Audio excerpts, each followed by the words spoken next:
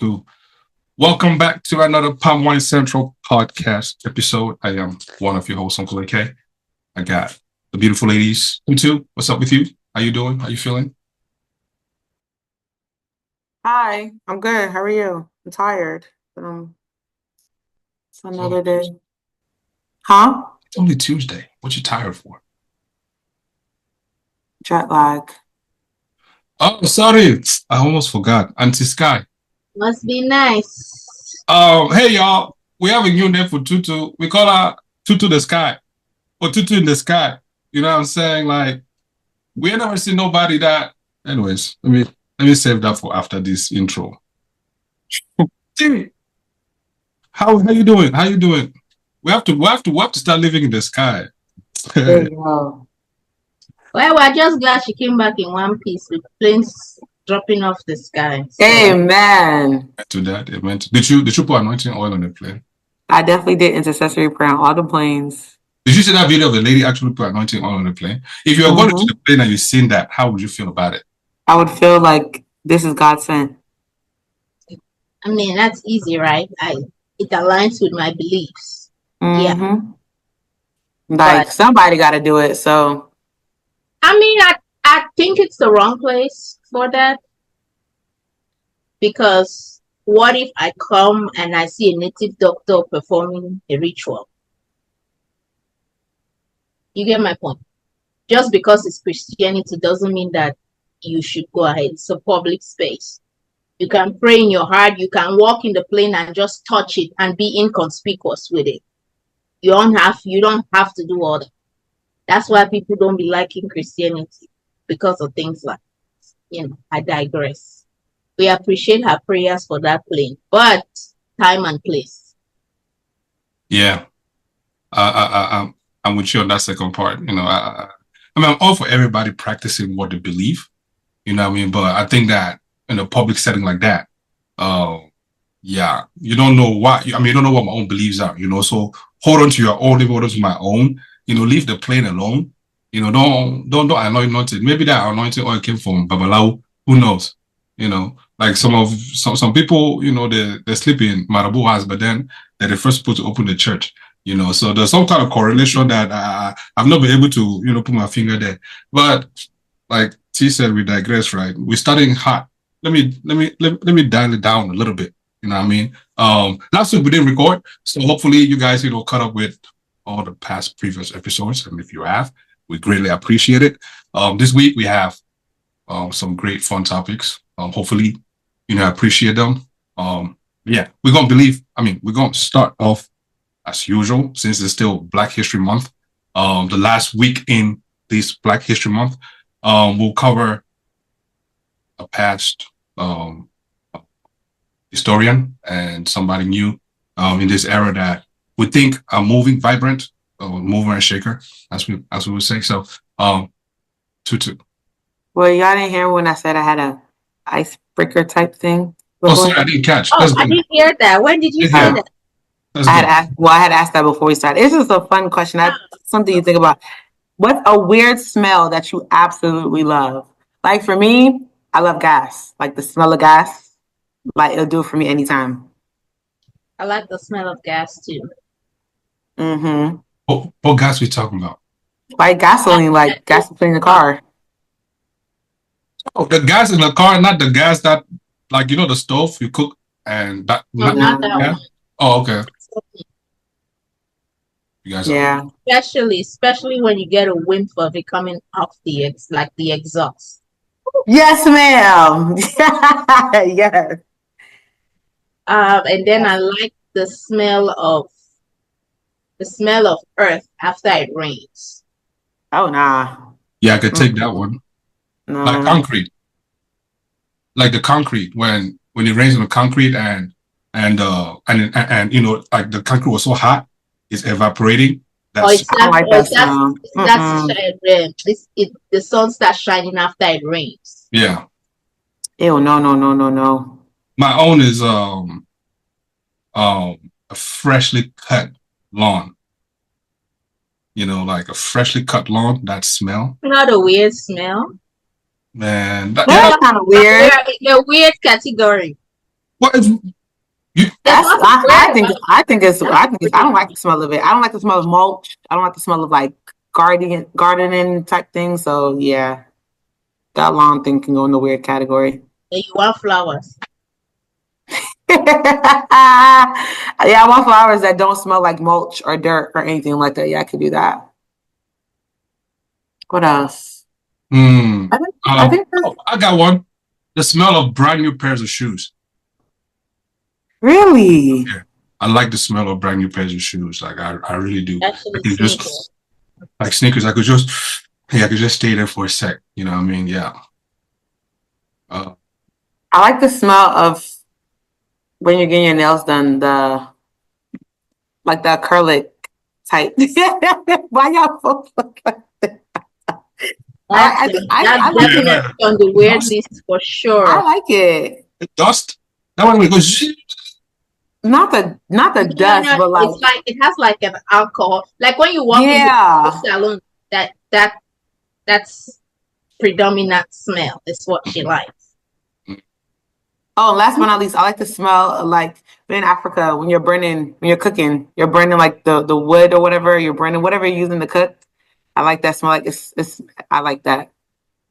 If you're an electrician, right? For electricians, the hot thing, and there's like this aluminum looking thing. It's copper, sorry. When the copper and the metal and that metal thing melts, right? When they're patching two metals together, or when they, you know how like, have you ever looked at a motherboard or something in an electronic and you see like those aluminum spikes? It's like molds together. I know what you're talking about. Yeah. So when they're actually burning that thing, that smell, I can just be sniffing that thing for a good while, man. So, really? Yeah. Okay. Yeah. Oh yeah. See, there you go. That was it. That was just. Oh, and the smell of premium leather car interiors. Leather. Yeah, man. Especially when the sun just hit it. That one when you sit and it burns your butt. It's like the smell. Yeah. Oh man, it's thank you. Nah, I think that's it. Yeah. That'll do it for me. Nobody likes the smell of Clorox? Clorox? You know you're gonna die? Clorox? No, sir. All right. What about smell of boot? Let me stop. Okay. Let's go. Somebody said they like the smell of blood. Those are the people who eat us at the end times. Vampires. How do you like the smell of blood? Blood smells like iron, like metal. It's disgusting. But hey, I guess they said weird, so it falls under weird. Okay. Is red. Is it really red? Because to me, I think blood is like burgundy or black. You know, like burgundy. It depends. That's true. I guess it depends on, you know what, let me be fun. Let me not out myself out here. Because I'm trying to think that like when I get my blood drawn, what color my blood be looking? But my blood be looking kind of like dark as reddish. Like dark red. If it's a clot, yeah. If it's blood, if it's mixed with other cell tissue, it will give a different color. So well, what are you trying to say? That every time they draw blood from the body, they're taking clot blood? No. Drawing blood is not the only way that you get to see blood, right? Oh no, I was just trying to clarify something you said. Yeah. That's true. Cause anyways, let me just move on to Black History Month. Yeah. Cause the blood be changing when a woman gets her time. When you cut your finger too, sometimes it's lighter in color. Darker, get the barbecue stage. You get the ketchup stage. You guys ever suck your own blood, like when you cut yourself? Yeah. I try not to. I don't like the taste of blood. That'd be a quick. Yeah. I'm gonna suck on, but just like I have done it before. I just cannot. Impossible. Out of reflex. Impossible. I cannot. You know, I just can't. You know, yeah. I'll put or I'll just put all the tissues I can on there, or use perfume or cologne and spray on there. Perfume? Yeah. Oh, because it has alcohol. Yeah, so it But kills, it stops it. So yeah, but it stinks. Just I like with the stinging. you're safer washing your wound under running water than using alcohol. Just so you know. Really? Yes. It's like this one. It's first aid 101.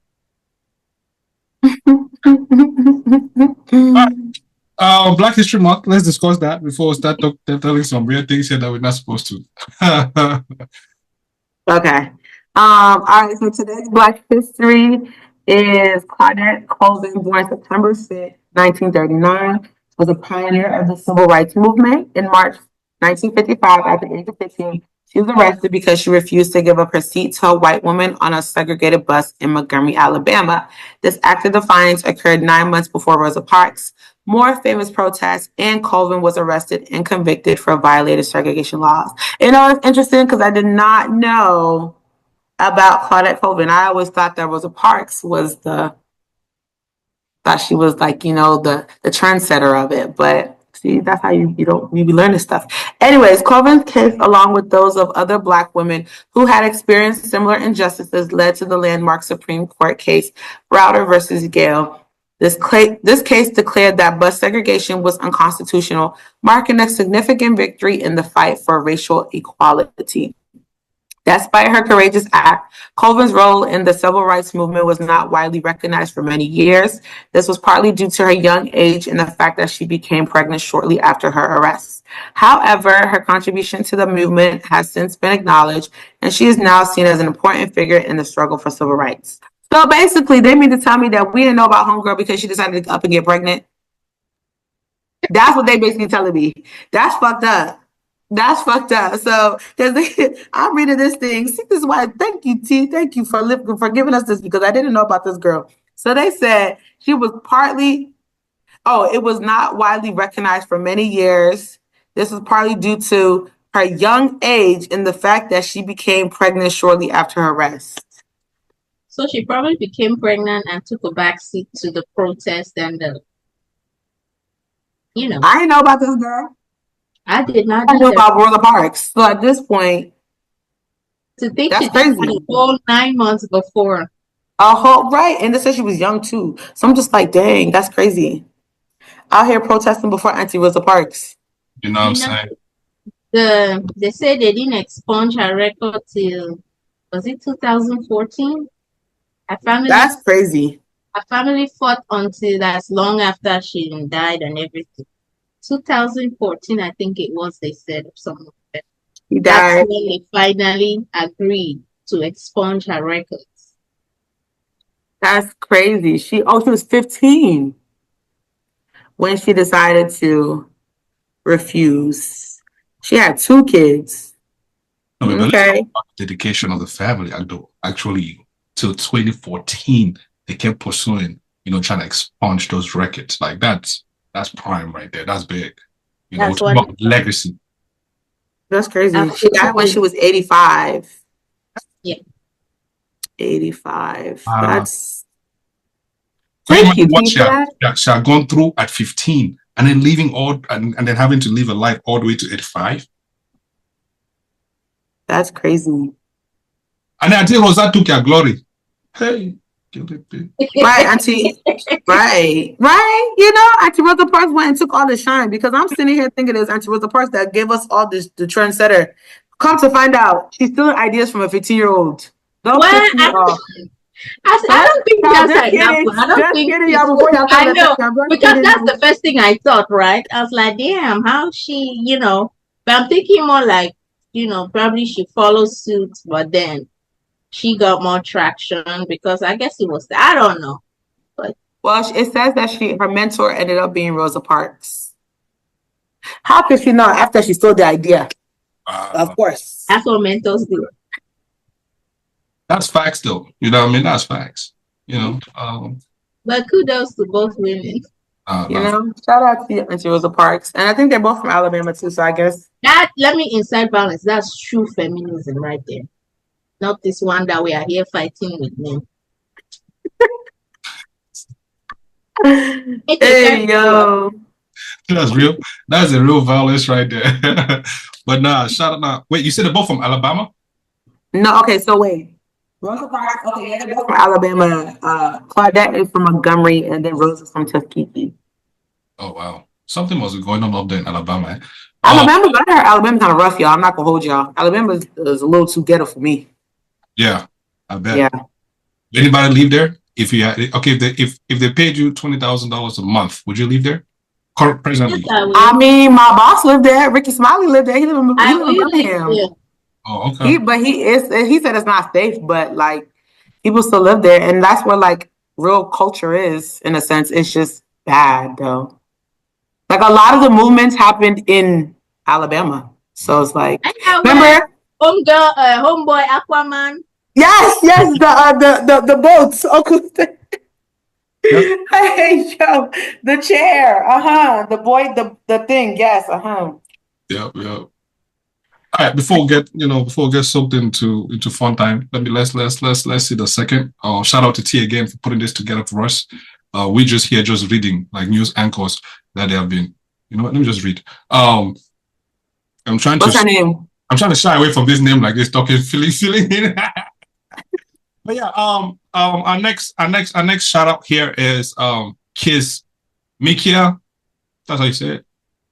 Kiss Michele Colbert. Is an American viral immunologist born 1986. She is a highly respected scientist who played a crucial role in developing the mRNA vaccine for COVID-19, particularly the Moderna vaccine. Her expertise in immunology and vaccine development was essential in accelerating the process and bringing these life-saving vaccines to the public. Dr. Colbert's work focuses on the development of novel vaccine for a range of infectious diseases. Before her prominent role in the COVID-19 pandemic response, she had already dedicated her career in researching and developing vaccines. She worked at the National Institute of Health as a research fellow, and then as a research fellow. Yeah. She worked as a research fellow and then as the scientific lead of the coronavirus vaccine team. It was in this role that she made her most significant contribution to the fight against COVID vaccine. Dr. Colbert's research has been published in numerous scientific journals, and she is a sought after speaker at the conferences and events. She is a sought after speaker at conferences and events.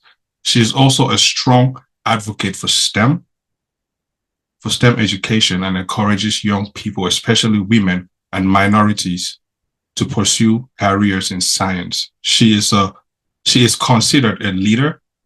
She's considered a leading expert in her field and a role model for aspiring scientists. Wahala, reading cannot be this hard, y'all.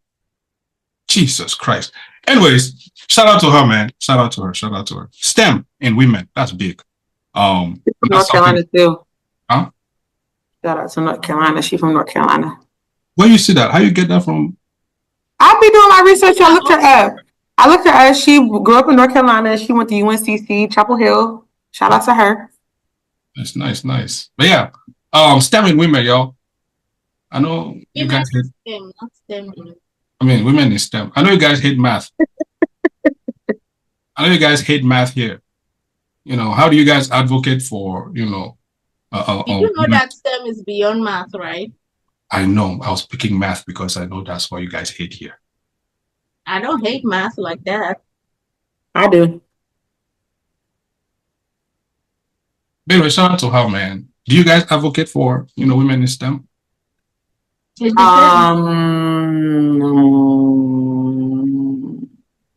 yeah. That does not sound convincing at all. What is it? What does this song stand for again? STEM, science, technology, engineering, and math. Oh. That's just the broad umbrella, but it's a lot of things under STEM. Accounting, I be seeing it. I be seeing that. I commend y'all, the women that do it. I just don't do it. My field is considered STEM, but Oh, see, I commend you, girl, because I failed all my it's math not that classes. not that scientific. Which is What? your field. Oh, environmental health and safety. Oh, okay. Yeah. Okay. You're one of the people that be walking around, around the community and just seeing a pothole and you want to slap somebody for no reason because you don't know what to But do. I'm about to say, you know what I'm saying? I was about to ask you, like, But that's definitely not EHS. I was about to be like, are you a tree hugger? Do you like, No, okay. some environmentalists, environmental activists go to those extremes where, but Okay. I'll give it to y'all. Shout out to the women in STEM. Yeah, so do you think that you will advocate for your girl children to pursue STEM, or you just gonna be one of those nonchalant? You guys gonna have one of those nonchalant attitudes of you let the child be what they want to be. I think if they want to, but being in STEM is sometimes, and especially it's mostly male dominated, right? Women are getting into STEM now, but it's not an easy path, especially if it's male dominated. You have to work twice as hard to prove yourself. You're not getting paid as much as your male counterpart. You have to have all these different degrees and certifications in front of you. And then worst of all, especially in my field, for the most part, they don't take you seriously. I was the only girl in my undergrad, and the international office tried to have me change my major. I walked into the class, the only black girl, and everybody was looking at me like, are you lost? I walked into my forklift training class, and you have all these men who have been working for like 20 something years since they've been 19. You know, those rugged people who are hands on. When I went to get my forklift certification, and everybody is just looking at you like, what is this little girl doing in here? It's sometimes it's uncomfortable, but if she wants to do it, absolutely. But I don't think it's gonna be a walk in the park. Like they're just gonna make way for you. Here comes the lady. I have a question. Do you think that, and you probably might be speaking in STEM, but do you think it's hard? Well, actually, I think this question has already answered the question, but do you think it's harder because how it says it's harder for women to excel and get jobs, and we have to work twice as hard when it comes to male dominated fields? So do you feel like it's harder for the women in STEM compared to, like, even my industry is a male dominated field, but do you feel like as if when it comes to that, for us women, STEM is like just a hard industry? Women is like, that's a hard industry for them to get into, rather than, I'm not saying it's better than all the other industries, but that industry specifically, do you feel like it's harder? Because I know for me in the communications field, it's harder, and I have to work twice as hard as well. But STEM is like a whole different segue. Like, maybe I might be able, I don't know if I'm asking it right, but like, I think I understand. maybe I might be able to like get where I want to get by like I said, working my ass off and making connections and all that stuff, but it's gonna take time. But as for women in STEM, it might not be as easy, and it might not even happen. So compared to all the other industries, do you feel like STEM is the hardest? I would say probably because the field of like STEM field, right, is a field that's as old as time. Has always been male dominated, right? It's harder for women everywhere pretty much. But I would say that in terms, because it has been generation after generation after generation of men, mostly in this field, it's harder for women to break in terms of the politics of. They're extremely smart women instead. Extremely. But it's the politics to me that makes it hard. Okay. Because women come in and blend in just as much as the next person, even more. They're the ones getting a whole lot of distinctions, and because you have to work twice as hard just to be heard once, sometimes, it makes some of these women, extremely successful. But it's more so the politics of it. There's a lot of male counterparts stealing your idea or mansplaining to you, or you say something, then somebody else comes and repeats it, and everybody is like, yeah, that's a good idea. Like, I just said the same thing. I think it's the politics that makes it hard. But in terms of like the performance side of it, it's just like any regular job that someone who's qualified to be. Okay. I think it's the environment you're in, right? Culture. Let me put it that way. Culture. I think the culture of your company speaks for itself. There are some environments that encourage women in STEM, right? There's some work cultures that encourage, or some work cultures that want women to speak out more, represent more, and there are some that want them to show up less, represent less, speak less, right? Do more. So it just depends again on the culture of that environment. There's some cultures that even men too don't have it as easy as one might think, right?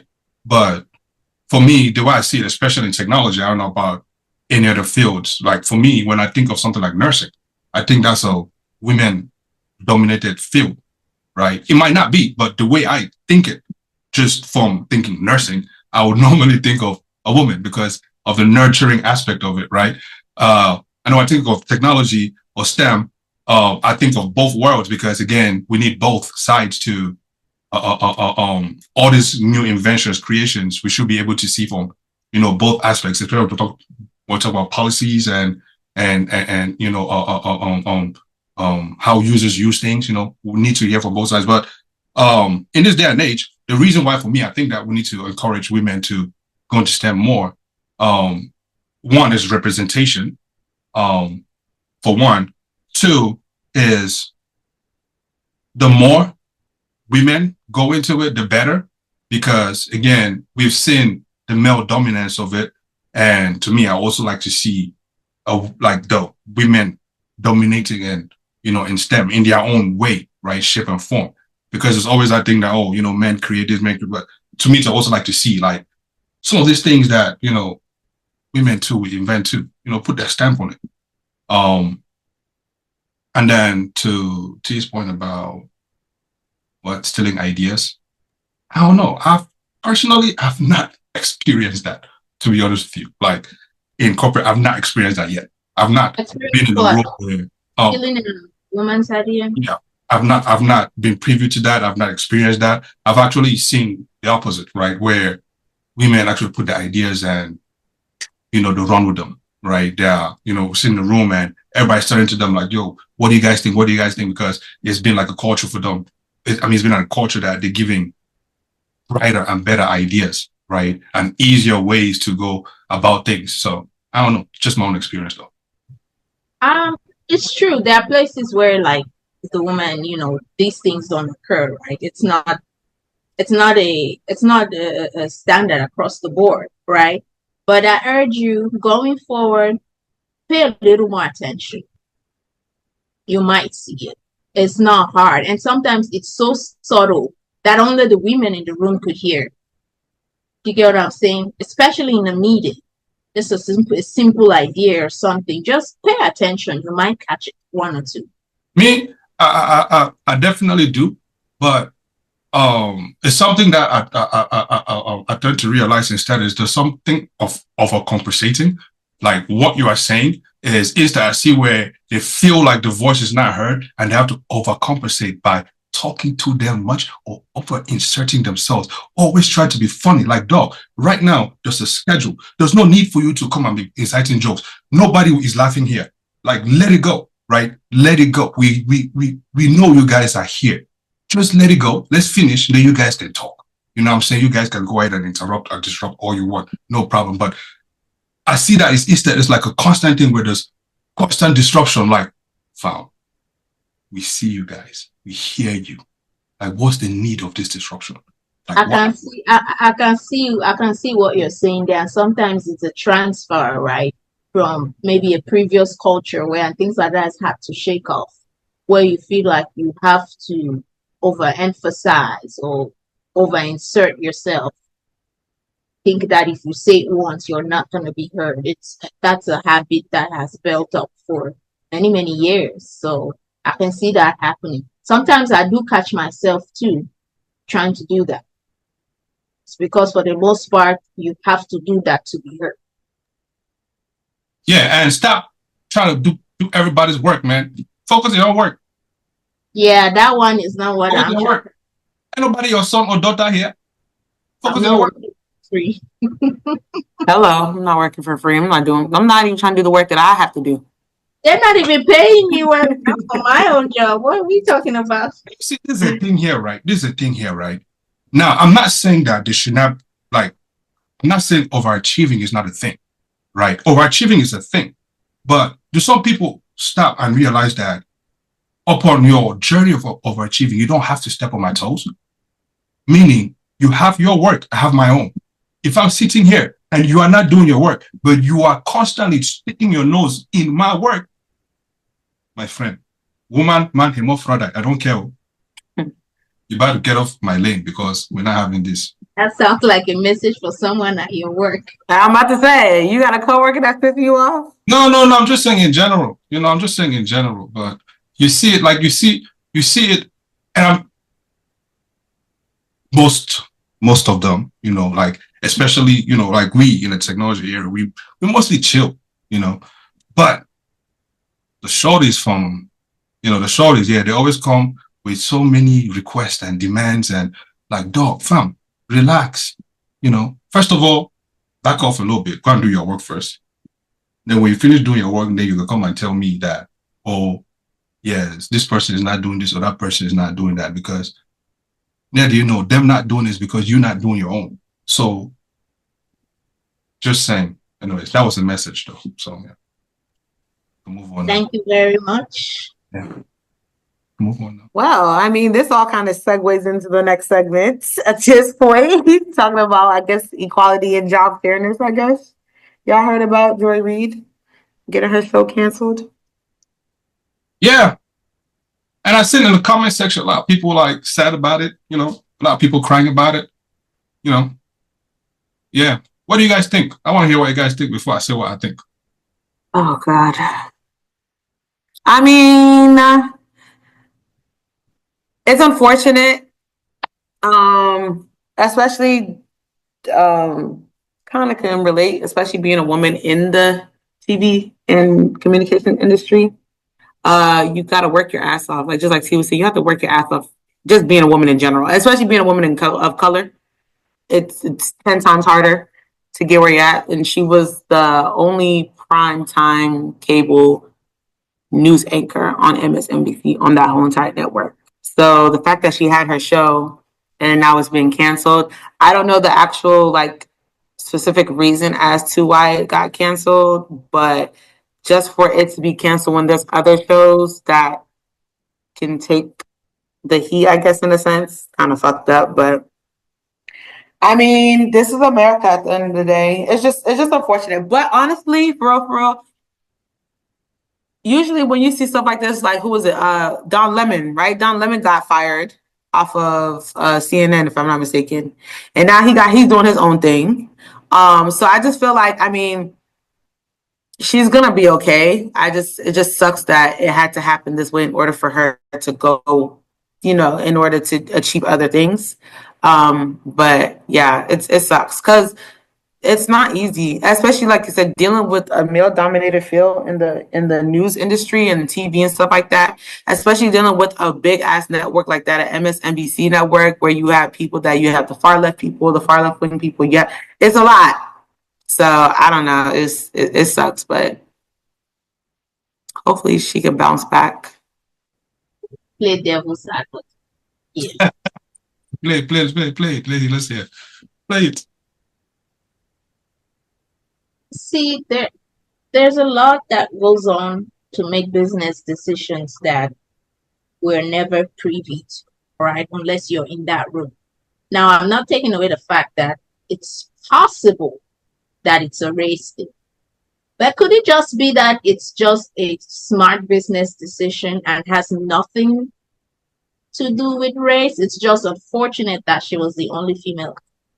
Is that possible? Everyone's just jumping to she's the But only. why not get rid of the other show?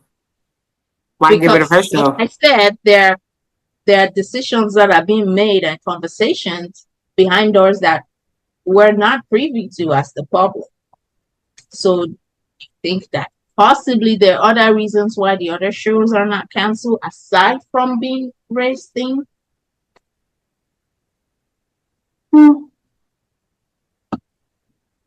Guess. I mean, if they say the numbers are not right, like they said, declining viewership, strategic restructuring, leadership, transition, How many and black people were watching this show? Let's start there. But okay, hold on. Tutu, were you watching the show? Sometimes I actually was, but let me tell you something here. Working in news, you see this shit firsthand.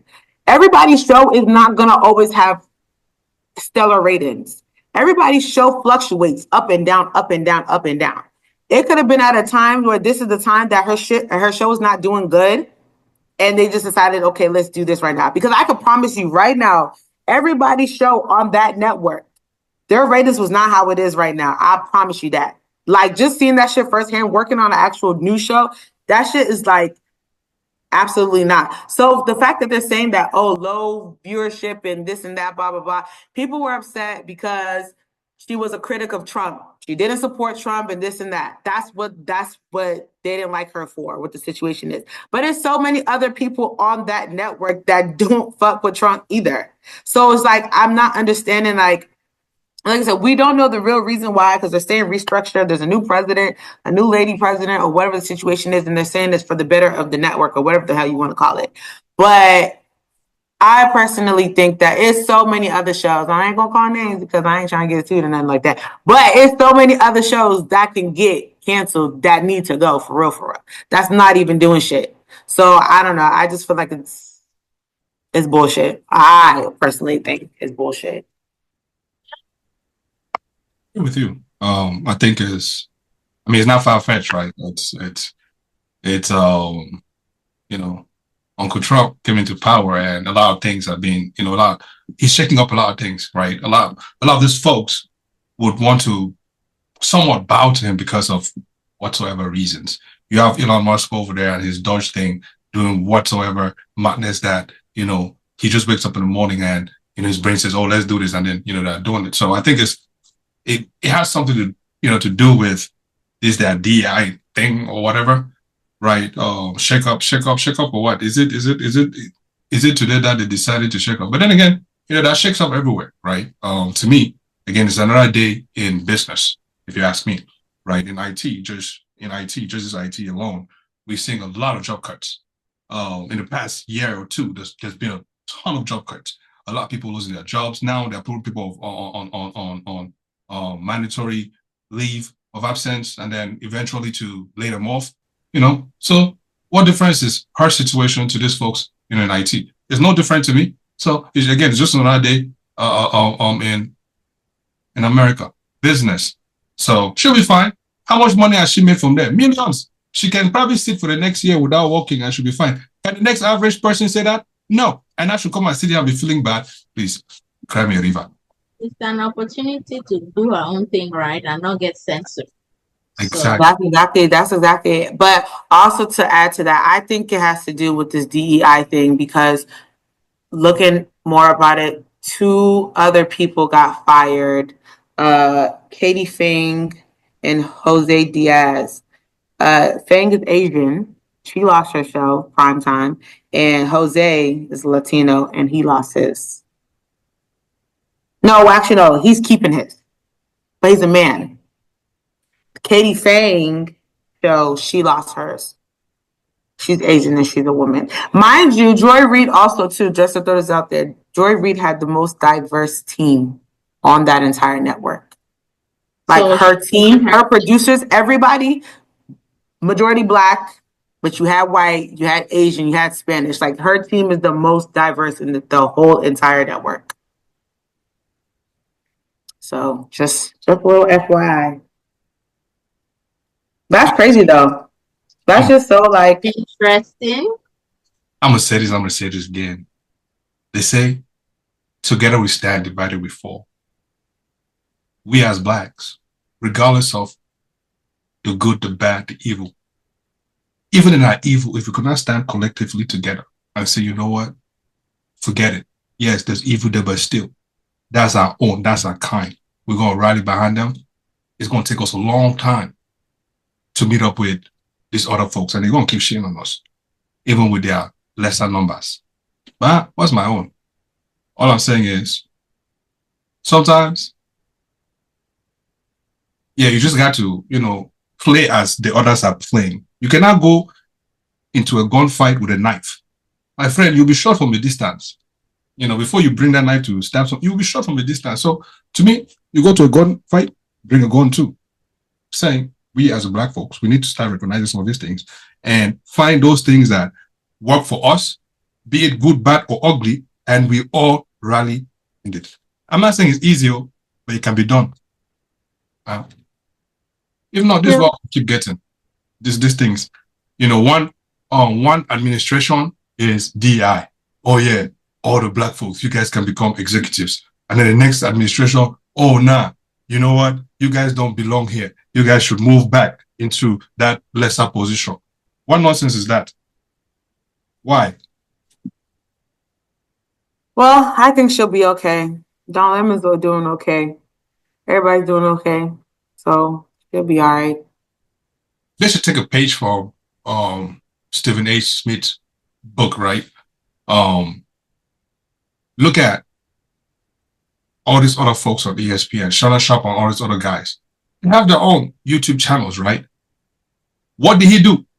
He's been negotiating his contract. Has he said, he's been negotiating his contract for how long now? Is he sitting there crying, not going to work? No. He decided to create his own thing, which is his own YouTube platform, which he then now partnered with iHeartRadio and all these other things to make more revenue and not just focusing on that one guy, whoever owns ESPN to be cutting his checks. You know what I'm saying? So again, she'll be fine. She can go on YouTube and start a YouTube channel and blow and take that thing to a new height. Take some of that money, hire a team, and take that thing to a new height. Well, the crime part, I just think that it's normal. She is human, and it affected her to her core. So her crying, I don't take that away from her. It's just the fact that she literally had to work so hard to get where she's at, and just for it to be ripped out of her hands. Yes, I get it. It's life. It happens. Things happen. But she's human. She's feeling. She's literally feeling. Okay, like damn, why the hell did this have to happen to me? Okay, so if she cries, she cries. She'll bounce back from it, and then she'll go ahead and create her own thing. I don't have a problem with her crying. She could cry if she likes. She lays on the ground, roll on the floor. She could go and stand on the hill and roll now, and land at the bottom of that. That's not my problem. You know what I mean? Who cares why she cries or not? Everybody cries. I hit my pinky toe walking up here into the studio, and I shed a little tear. That should hurt. I shed a little tear. Was anybody there to pat me in the back and say, oh, now I feel better? No, I had to pat myself in the back and keep it moving, right? It's a natural thing. Everybody here has hit their toe before. You know what I'm saying? All I'm saying is that the amount of money that she has, she'll be fine. I don't see why anybody is crying. Matter of fact, you who is crying, please, I'm going to start a GoFundMe for her.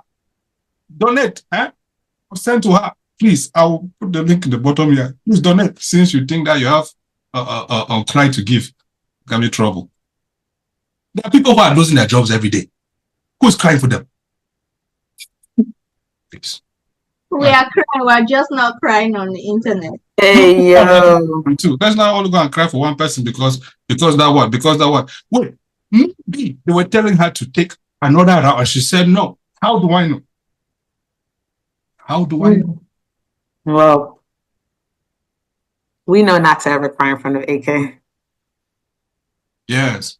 You gotta be strong, You gotta be strong, you gotta be strong. I'm not saying that you can't cry. You gotta, tears is good sometimes. Not all tears is bad tears. even the bad tears sometimes are good tears because you need to let it out. You know. Yes.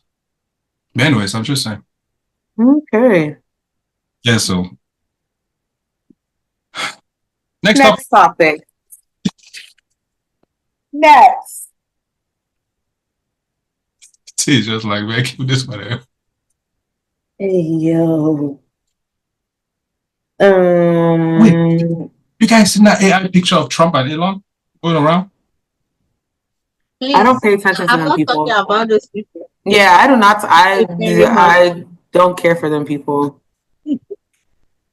I could give a rat's ass about Elon Musk and Trump. I said what I said. This point, what's that song? Cue that song. Fuck Donald Trump. At this point. Damn. That's how you feel for real. Oh God. I don't even the man is doing so much that I don't even know what he's doing now. Like I can't even currently know what he's up to at this point. Oh, the latest thing I read about him. He's telling Ukraine to go and pay back the money that we give them. That man is a character. That man is a character. This man right here said pay back the money that we get. Well, technically, you know what? I ain't even mad at you. I ain't mad at you, homeboy. The man said that war was started by Ukraine, and then they asked him they asked him if he thinks Putin is a dictator. He said no. Uncle Doddy. Uncle Doddy. That don't make no sense. Hey, He also said that he would like to invite the Philadelphia Eagles to the White House. Listen. You gonna invite all them YNs to the White House thinking that they want to be in the damn White House? They don't give a damn about you. Nor did that. If that's the case, go ask Patrick Mahomes and his team. The one that don't claim to be black in the first place. You gonna invite Philly niggas to the White House. They don't fuck with you, my guy.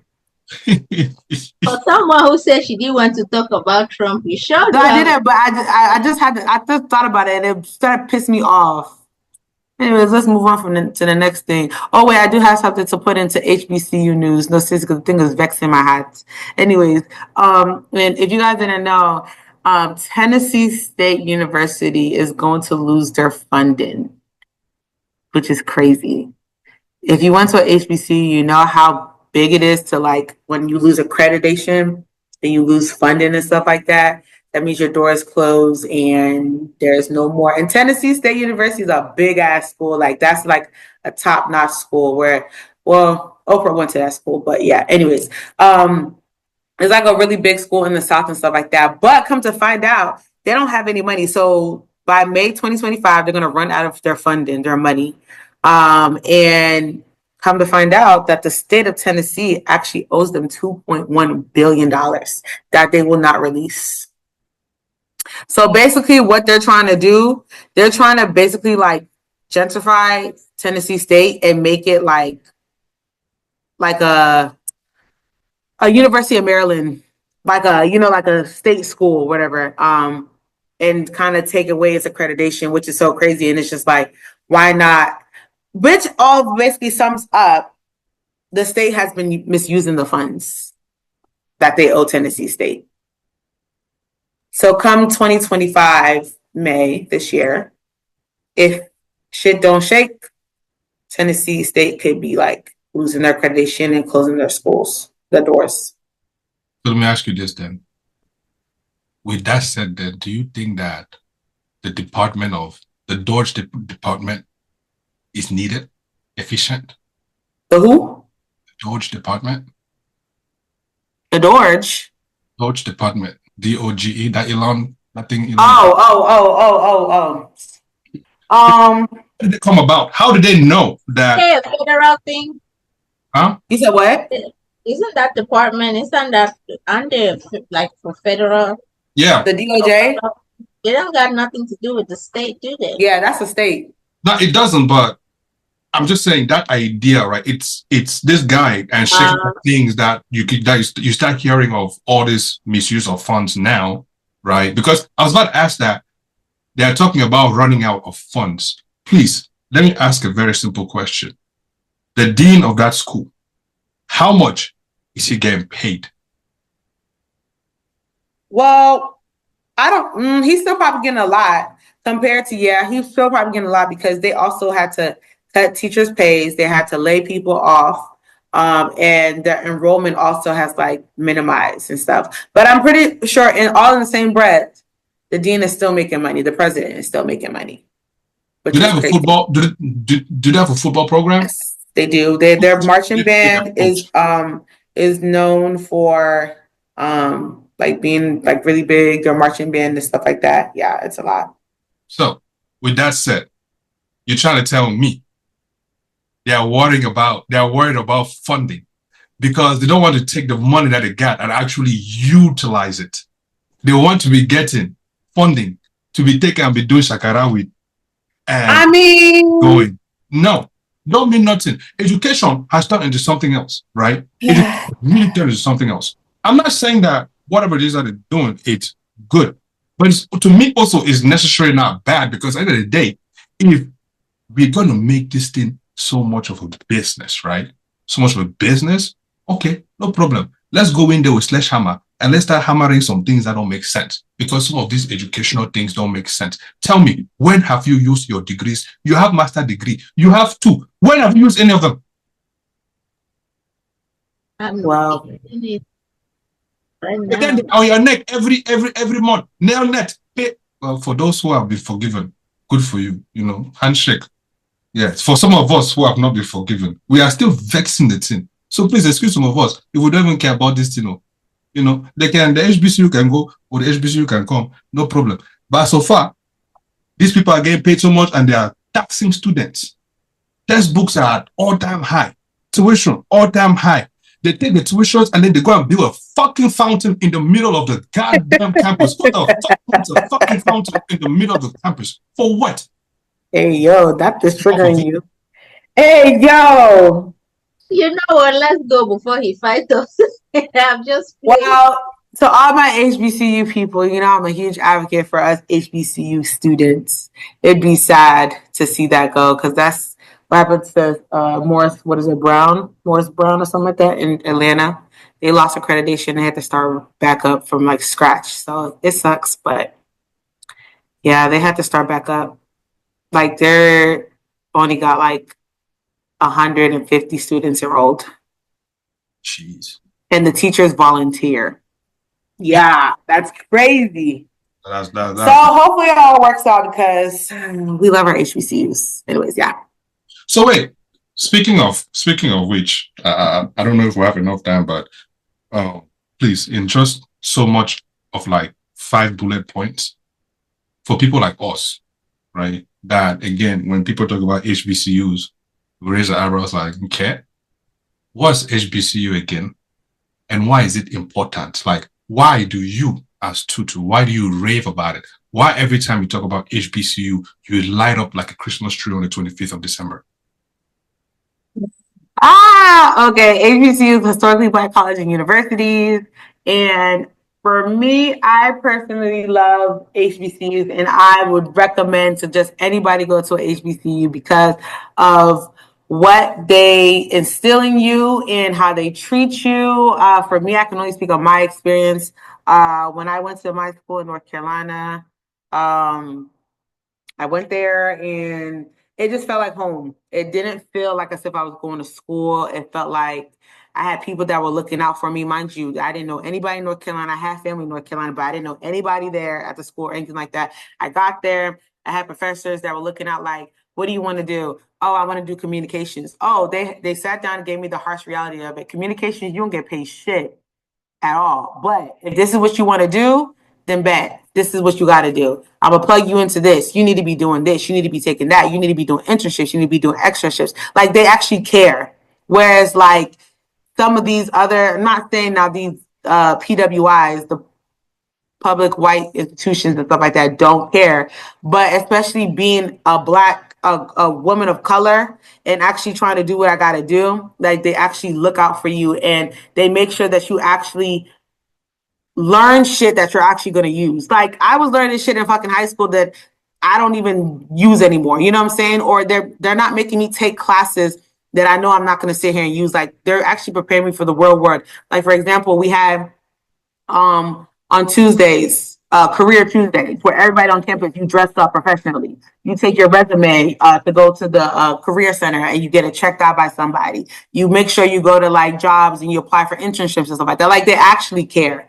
So that's why I'm an all-time stickler. Like I'm a HBCU girl. I would recommend anybody to go and just yeah. What's the difference between like an HBCU and like joining a fraternity or something like that, like a black fraternity, for example? Well, there's no difference. You do the fraternities, they have them at PWIs as well, but they like are like cherished, like held, like literally coddled at a HBC because it's Black culture. So it's a big thing when people go to HBCUs and they want to pledge and stuff like that. It's like very sacred. It's important. And when you go to HBCU, I promise you, 95 of the whole entire campus is Greek. I promise you, from your professors to the president. My president, he was an Omega. A whole Nigerian man was an Omega. So like literally everybody, they take it. But then also again, people be sleep on those fraternities and the like Divine Nines. Divine Nines, they actually like hook you up. When you tell somebody, oh, I'm a Delta, you tell somebody I'm an AKA, you can sit here and you meet somebody on the street and be like, oh yeah, you an AKA, I'm an AKA too. What you trying to do? Oh, I'm trying to work for ESPN. Bet I gotta connect here. Like when I tell you they plug you in, they look out for their people too. So that's why a lot of people also like that HBCU and Divine Nine culture, Greek stuff. Yeah, definitely. Nice. Got it. Thank you for the breakdown. Thank you for the breakdown. Anytime. So yeah, y'all, go to your HBCU, for all of you going to college. If you've not, Go to your HBCU. Go to your HBCU. Don't go to, what's the other one? PWI? PW? You can go to PWI. I think it's good to be did best of both worlds. I went to PWI for graduate, and then I went to HBCU for undergrad. I think it prepares you. Some stuff that you learn in the white people world, you know how to move accordingly in the white people world. In the Black people world, you know how to move accordingly. Yeah, man, that white boy never taught me internships. Anyways, Oh,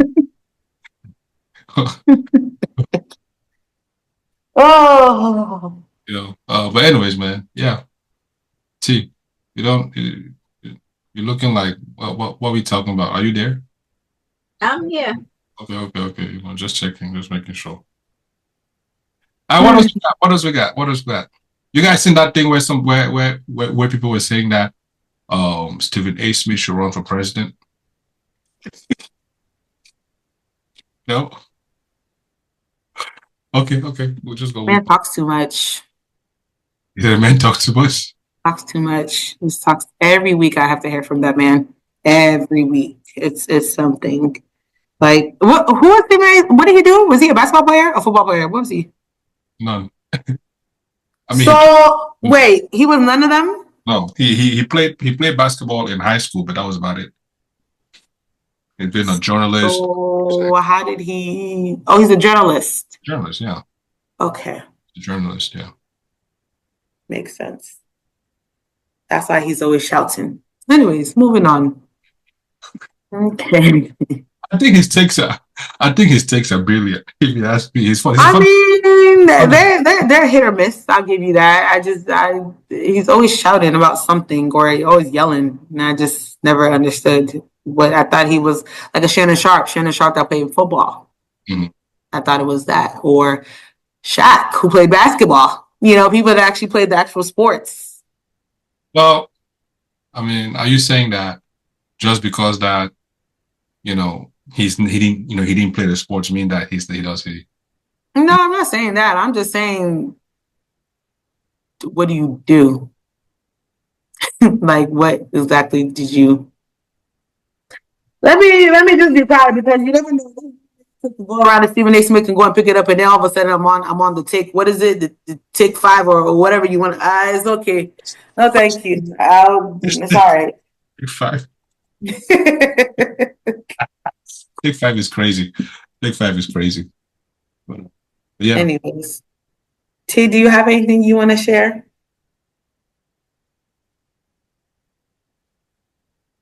No. She look like she to bed. Okay. She look like she ready to go to Say bed. what? Hit us with that word of the week real quick. Like why my brain thinks on some Before you do that, y'all think the Pope gonna die soon? Are you trying to kill that man?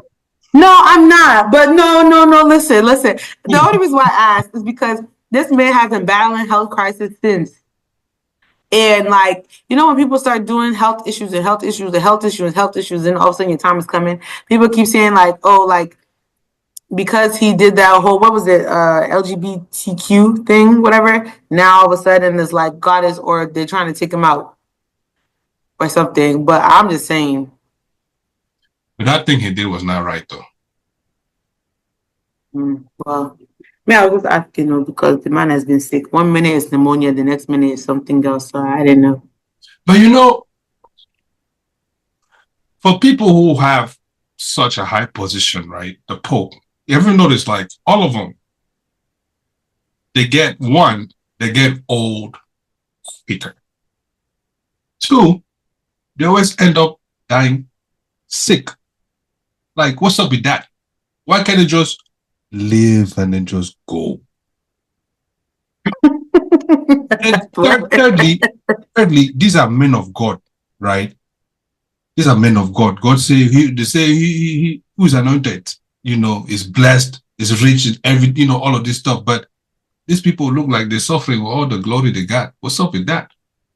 You know. The cussing pastor died. If y'all knew who he was, y'all know the pastor that used to cuss. He calls himself the cussing pastor. That Oh, the one who curses on the pulpit? Yeah. Thaddeus Matthews, yeah, known as the cussing pastor, he died.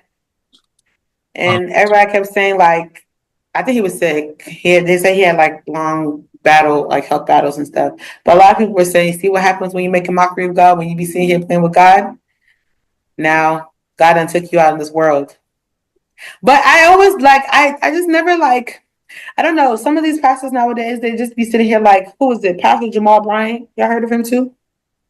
Yeah. No, he's like another one that's like being the hot seat a lot and stuff like that. Is that one that drums his head like this? No, he's wrong. That's his pastor. What? Who? Huh? What are you talking about? That one that drums his hair like this. Todd. Who does that? Todd. I think his name is Todd. Oh, Michael Todd? I don't know. One of them. Yeah, Michael Todd. What's wrong with him? That's his pastor. That guy is always coming up with something. I don't go to church, but I do listen to him. Yeah. I don't know, man. But what about that guy you were talking about, Doti? I mean, Tutu. What about him? The cussing pastor? No, the one after. Jamal Bryant. Oh, Jamal Bryant, he'd be in the hot seat too. He'd be like, he's very controversial, but all these pastors for they're very controversial. He'd just be saying like stuff that like men of God you wouldn't expect them to say, I guess. Like, you know, you always have like, I don't know, maybe it could be that people are looking up to these men of God as gods and stuff like that. So it's like the way he speaks or the things that he even speaks on, like sexual wise, or like it just comes off as not godlike. It's just very much. Because I went for you to say something that. Well, I mean, I don't know exactly what he says, but I've seen clips where people have gone on him for like sexual, like making sexual remarks that are not entirely like. You can't quote me because I don't know, but it's a lot of people that were talking about like, oh, if these men of God are not really given men of God. It's just coming off as they just put on a nice fancy suit, some red bottoms, and drive a nice car and stand about the pulpit and tell people to say, do this and do that. I don't know. To each his own though, at this point. My only thing is my only problem with all of this stuff is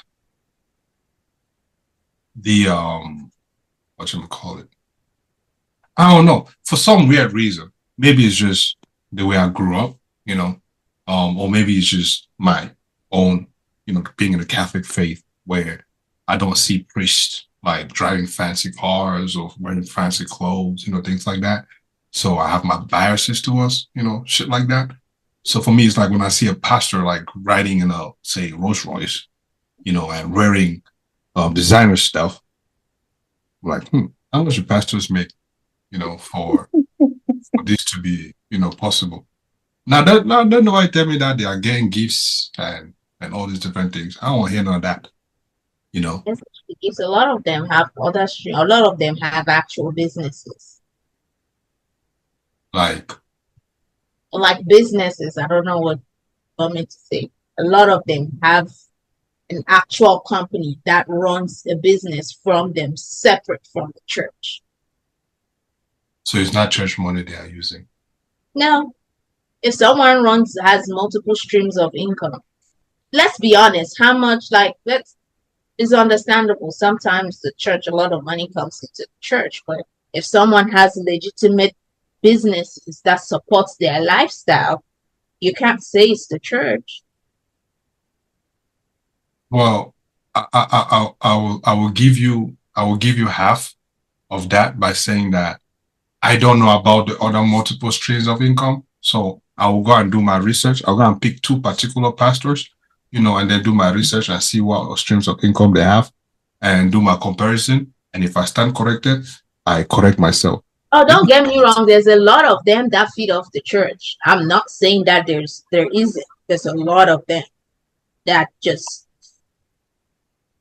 but there's also some of them that are not feeding off the church. Yeah, I guess I agree. But to me, if I have to go on a percentage scale, on a percentage scale of which benefits from the church versus which don't, I think the ones that benefit from it is higher than the ones that don't. It's like in healthcare. The amount of people that do healthcare scam versus the ones that actually go through the proper channels. It's a lot.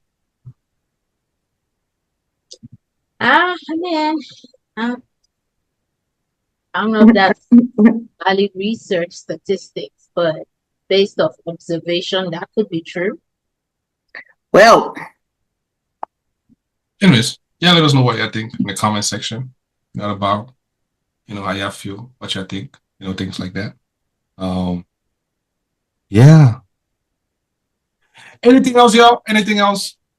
word of the week. That you guys want to touch on? What of the week? Let's learn some English. I will teach us. The word of the week is ephemeral. Is what? What? Ephemeral. Ephemeral? Ephemeral. Oh, ephemeral. Ephemeral.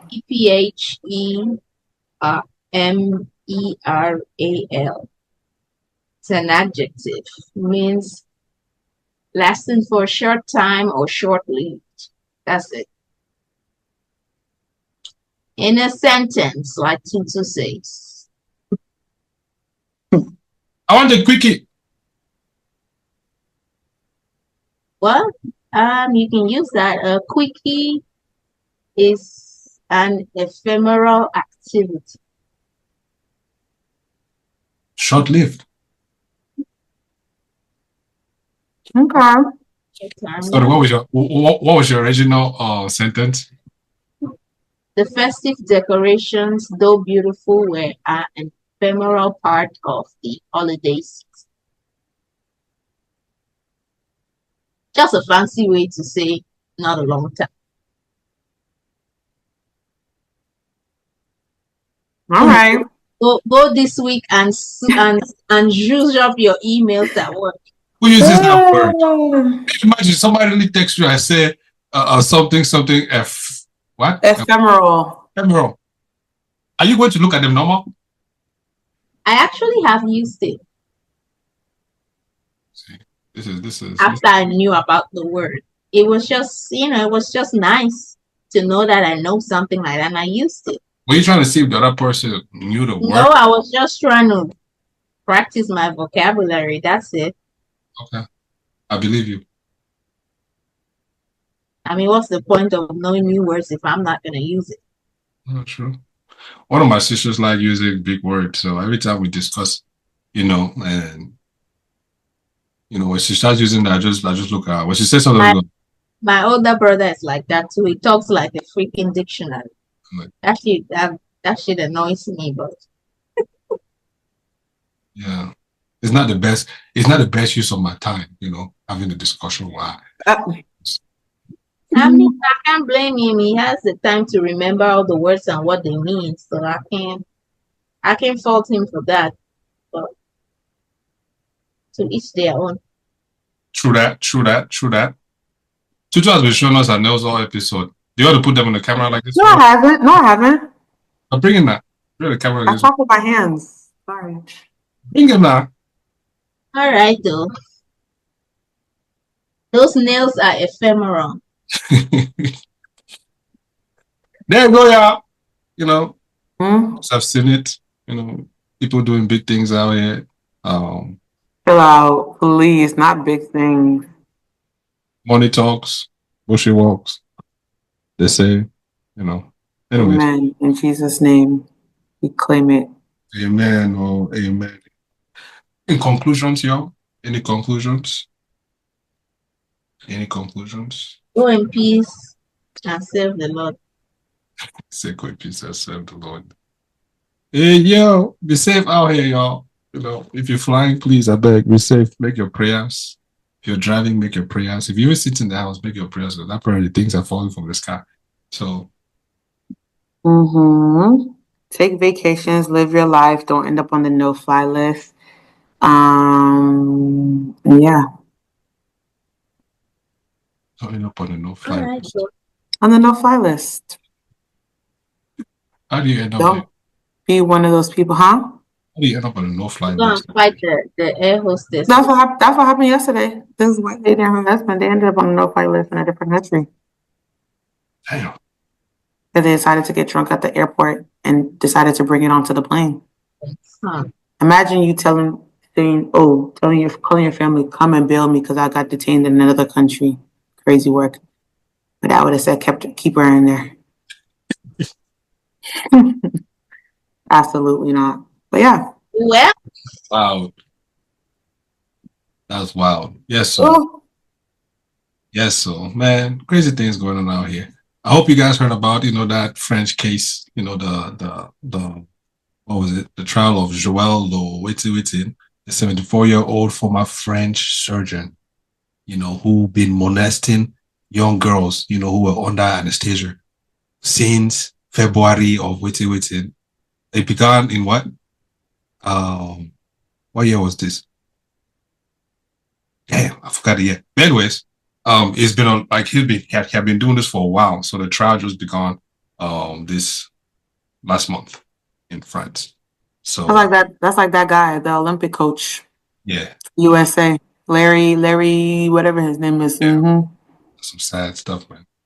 But yeah, stay safe out here, man. That's my conclusion. Be safe out. Be safe out. Safe. Anyways, Tutu, anything? T? Anything for the masses before we go? No? All right, man. Appreciate you guys as always. It was nice kicking with y'all. And for you, the listeners, the watchers, thank you for clicking on this. And, if you've made it all the way here, you're a real one. We appreciate it. If it's your first time, hit that subscribe button for weekly notifications. And if you're returning, again, you're a real one. Thank you.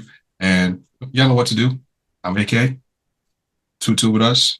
T with us. We the PWC crew. Check us out. Weekly basis. We outie. Bye and have a good week. Bye.